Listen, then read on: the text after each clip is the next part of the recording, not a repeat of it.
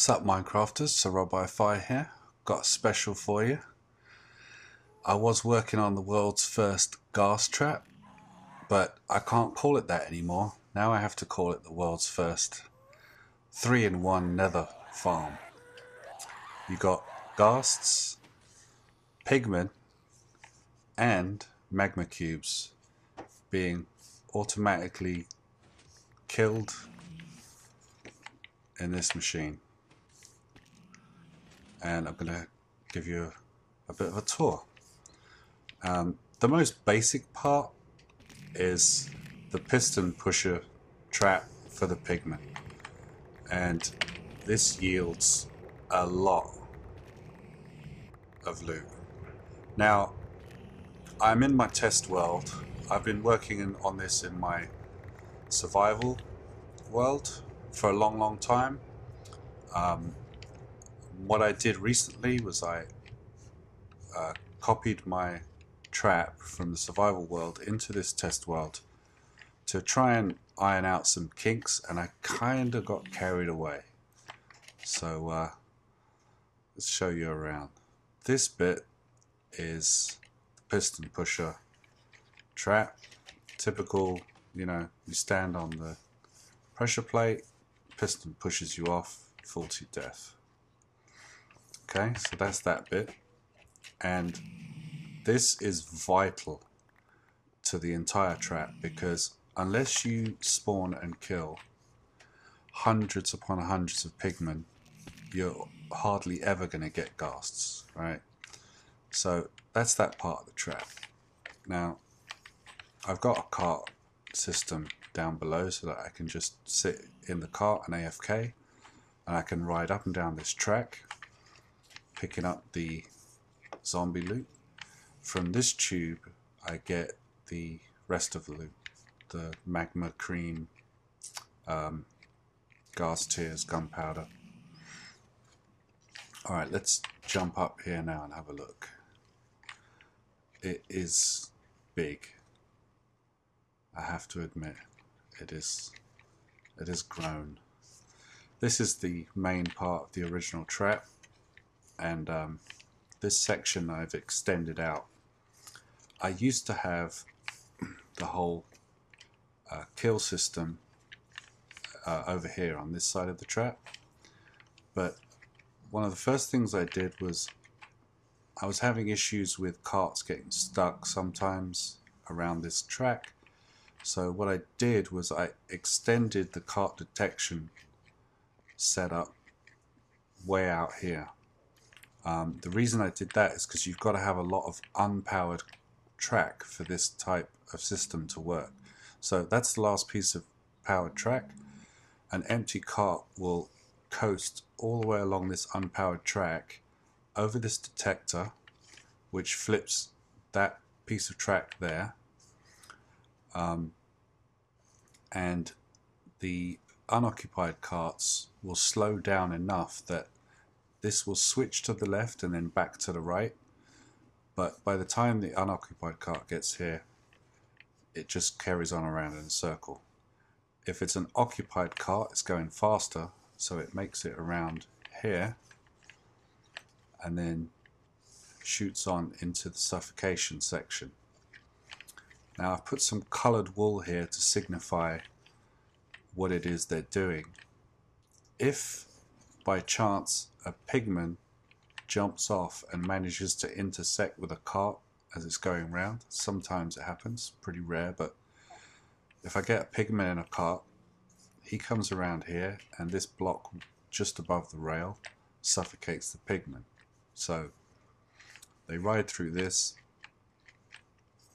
and they start taking suffocation damage, and they drop down into the crusher there. So they're softened up. This is mob softening. The red line, which is 2 blocks up and 1 block over, suffocates magma cubes, the large magma cubes, the biggest ones.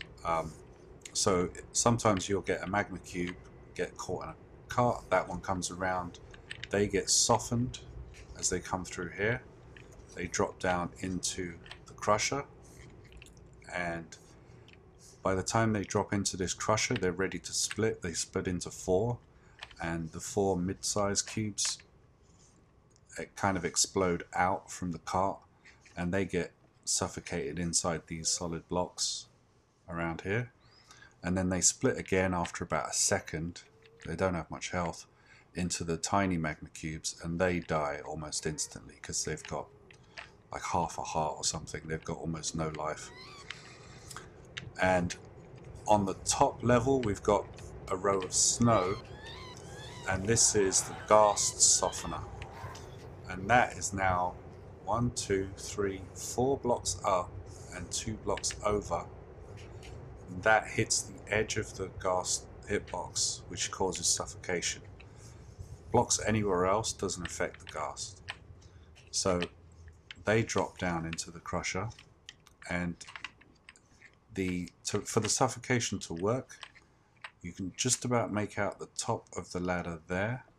The cart sits in this space, and you have to go up 4 blocks, 2 blocks over, and then another 2 blocks out to here to get, if you imagine the Ghast in here, the very top right corner of the Ghast, that point there is the point that causes suffocation. Okay, so this kills all those mobs, and the loot drops down the hole all the way to the bottom that I showed you before. This whole crusher unit was very difficult to make, because one of the things about the Nether and Nether mobs is you cannot suppress their spawning with light levels. So everywhere in this system, the only place where mobs can spawn is inside that mob trap there and inside the Pigmen trap. Everywhere else is completely spawn free. For the most part, that's simple enough. You just put blocks 1 block over everything so that there's no too high spaces. So you can see everything I've got on here. I've got blocks of glass so I can see through it, but it also suppresses spawning. I'll show you what happens when they come in. The cart comes in on this track, and just in there's a detector rail, just my crosshair there. That detector rail sends a signal through a pulse lengthener, which is in here, and this is the one that Etho's been using recently. You don't have to use as much repeaters to get a nice long pulse. So the signal comes around the pulse lengthener and splits off. Well, the first thing it does is from that detector rail, the signal comes up onto top of these blocks and it powers this latch. Then it goes over the pink wool, around the back, goes through these repeaters, and that signal pushes this double piston crusher. Now the top piston with the pink wool on crushes into the headspace of Pigmen when the cart's here, and the bottom one, the red one, crushes the tiny magma cubes. So there'll be a cart sitting on the top of this ladder in this space. This block will get pushed into the space where the cart is in, crush the tiny magma cube, and then it will retract. Then the next thing that happens is the signal from the long pulse is making its way around. When that reaches this point and splits off, I've got a signal coming out to the side here, which is again delayed through a bunch of repeaters. That now splits off here to this torch, which powers that piston, and that piston retracts this piece of powered rail. Now the reason for that is because the last part of the signal goes around this side all the way around to this double piston extender, and this pushes the cart 2 blocks over onto this snow block here. So what happens is this piece of track gets retracted and taken out of the way while the cart is sitting on the ladder. Now the reason I've had to do this is because the ladder I was getting loot drops on the top of the ladder. So next to the ladder I've got a painting right there, and there's no collision mask on paintings. So the loot that drops on the ladder, when this piston pushes out, it pushes the loot from the top of the ladder to the painting, and then that drops down below. But the problem with it is that the cart going from the top of the ladder over the painting and onto here wouldn't line up onto the rail properly, because the rail is slightly higher than the block. So the cart would just sit there and it would be stuck. So what I had to do was pull this, like I said, pull this rail out of the way. I put the cart on the snow block, then I push the rail back in under the cart. Let's see if we can see that in action. Where is he? Where is he? There it is. See that rail come out? Then it pushes back in, and the cart goes off on its way back into the system. So it was kind of complicated getting that to work. It would be simple enough if I wasn't in the Nether and I didn't have to worry about spawns in the system. There's one tiny little feature here. Now you see this part of the latch, you've got a torch over a redstone dot. Now I took advantage of the fact that you can now place redstone on top of glowstone. So the glowstone blocks, mobs can't spawn on them, and in the case of nether mobs it's got nothing to do with the light level, it's the fact that they're considered glass blocks now. So that is a non-spawnable space. So that's why I've used the glowstone there. I've also taken advantage of that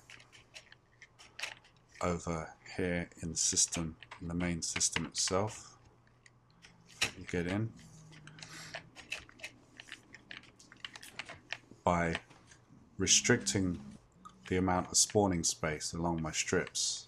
If you've seen my older videos, I had strips that literally went all the way down through the system. And then I started knocking back gaps out because I needed to reduce the amount of spawnable area inside this trap to try and maximize the amount of Ghast and minimize the amount of Pigmen, so that I get decent rates. There's another Ghast suffocating. So another thing I did was I opened up the back here. There's now a space that's 3 blocks wide, so that when a magma cube spawns on here, if he decides to go in this direction, he can jump up onto the pistons on top of these half slabs, and he can jump off down to the bottom, or he can jump off in that direction, and when they fall down here, I've got myself a huge bowl, and this is to deal with magma cubes. Some pigmen will fall off of here even though they idle. Sometimes they'll fall off and they'll just drop to their death right now. This step system is designed to separate the different sizes of magma cubes, right? So I don't see any in here at the moment. Let me get a magma spawn going. Right, let's just put a few down and we can see what they do. Okay, so the big ones can jump the highest. So they jump straight up to this one, up to this step, up to that one, and then this is the big jump, 3.5 blocks, and up he goes. We've got a mid-sized cube. he can't get through this one high gap, so he jumps up to the next level, and then he jumps up again, and now this space is only 2 blocks high, so the medium-sized magmas can fit in here, ready to be picked up by this cart. And there's another Ghast. And the tiny ones, they just hang out in the very bottom section. So that's the magma separation into the 3 sizes. And I was thinking of separating them like that so that I could have 3 crushers with different settings. For the large one, again, I've got a mob softener for the very big magma cubes, so that by the time they reach the crusher, they're already almost dead, and then they split and break up here. Let's see what loot we got waiting for us. Oh, we've got a magma cube sitting in there.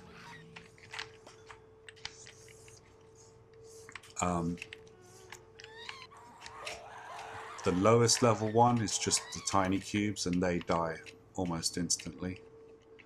And this is the mid-size. They die very quickly too. So these crusher systems are way more complicated than they need to be, really, for this section down here. But because I had already built them up here, I used some MC edit magic and copied them down there, almost the same. So watch this guy go through. You hear he's taking damage the whole time he rides in, and by the time he hits this section, he's dead within a second or so. And see the cart off on its way.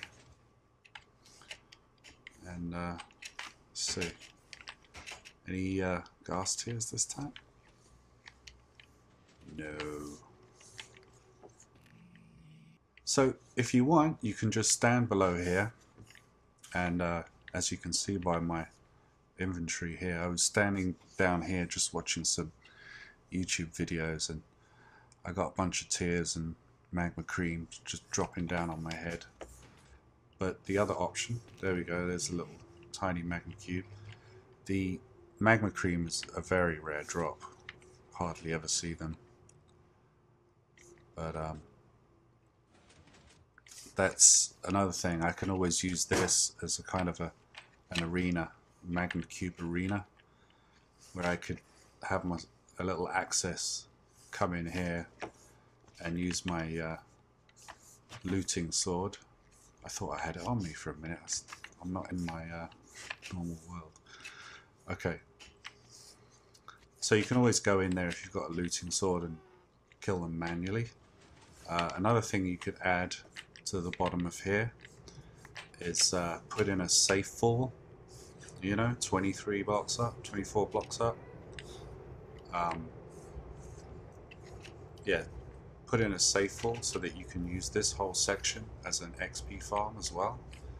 You just have to throw in some pistons on the sides to push the rails into place, raise and lower the floor. Easy enough. So you get a pretty regular supply of ghasts with this. Of course, to do it in a regular survival world, I've got this all just half slabbed out, and I've deleted all of the blocks.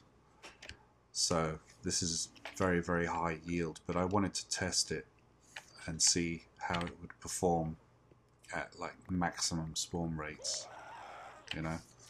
So yeah, you can just put a cart down and ride this up and down, go and watch a movie, you know.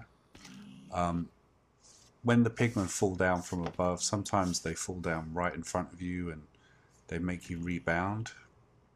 But you'll generally, if you do hit them, you'll bounce back and forwards and you'll keep moving. See, like this, now I'm in reverse. No big deal. But occasionally, and it could take 15-20 minutes, occasionally one will land in such a way that it stops the cart dead in its tracks, and you'll just end up sitting there. So if you were to use this completely AFK, your best bet would probably be to just sit here underneath and collect the loot dropping from above. I had this kind of setup on my previous model, as it were, and occasionally what would happen to Ghast would be in the system above, and he'd be able to see me and he'd try and shoot down, but he'd more than likely just commit suicide by doing that, because he'd shoot a bomb straight down onto one of these blocks and it would blow up and kill himself. But it did occasionally blow up my ladder. But because now that I've got these pusher pistons coming in to suffocate the other types of mobs, now that I've added that, they won't actually be able to see you while they're suffocating. So that's fine. And what else is there? I don't know. This has been the major challenge that I've been working on. I kind of abandoned it for a couple of months. Busy doing other things. I've got a lot of things going on right now. I'm going to be moving, so there probably won't be regular videos for a little while, but I do plan to, once I'm settled, start really concentrating on getting this stuff out and coming up with some new stuff, because I've got a lot of ideas of things I want to do. Not just mob traps, but I do enjoy working on mob traps, I've got to admit. So yeah, I think that's about it. I think we've seen all the elements. We've seen mod softening, crushers, cart separation. There is a lot simpler ways to do cart separation than this momentum method, but I cannot afford to have the carts, the tracks, go up or down because it causes spawnable spaces. I can have a cart go up, but you can't make carts go downhill with blocks above the track because the carts just stop. So I had to come up with a system that was all on the same level. So you will not get any spawns in amongst any of this stuff. All of this stuff I built, the crusher units, this section, no spawns at all. And oh, I guess I should really credit, because I was watching a JL 2579 video and they were showing in their Nether what they did with the carts. They mentioned that as long as there are no air blocks for 20 blocks out either side of the tracks or in each direction, as long as all of this has got blocks, then you won't get any spawns on the carts, on the rails, sorry. Because normally you can't stop mobs from spawning, but I did not know about that, and that was a fantastic little piece of information. So I took full advantage of that on my system in my survival world, and of course I've got it here. So as you can see, the tracks are occupying at the same level as these half slabs, and therefore there's no air blocks. So down here is mob free. It's another Ghast. Come on, another tier, come on. Oh, bit of gunpowder. Wait for the pistons. Didn't forget anything else? No? Ah, well. Alright. Yeah, I kind of wanted to show you the magma cubes getting picked up in the carts, but I think I've got a jam somewhere. Magma cubes are by far the most annoying mobs to deal with in these traps. So I've got carts going around on the bottom too. Let's just see if it's stopped along here and finish this off with a magma cube being suffocated. Here it is. I bet you it's got a baby one in it somehow. That's one thing because I've only just came up with this today. I haven't had a chance to really work on it and figure out. Sometimes I'm getting the little magma cubes up in the top, and they must be falling down from somewhere. So I have to figure that out. Okay, that cart has just gone in at the top level, so that should be coming out of here. There it is, any second. So as a parting shot, we'll follow this cart around, and we'll pick up that big magma cube there. It's coming back out into the system. There's the big guy, and he's going to go off on a little ride around the trap.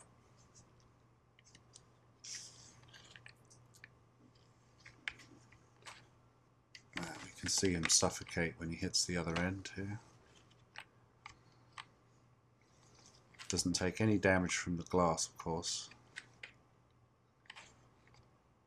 Come on. Oh, if he only knew what was coming to him. Come on. There you go. Alright, it's going to explode into the smaller ones. And they're going to die really quickly, and then the small baby ones die almost instantly. And then the cart goes back to pick up another one. See if we got any magma cream from that. Ah, there we go, magma cream. Alright, I'm going to sign off, and I hope you enjoyed it. I'll see you next time.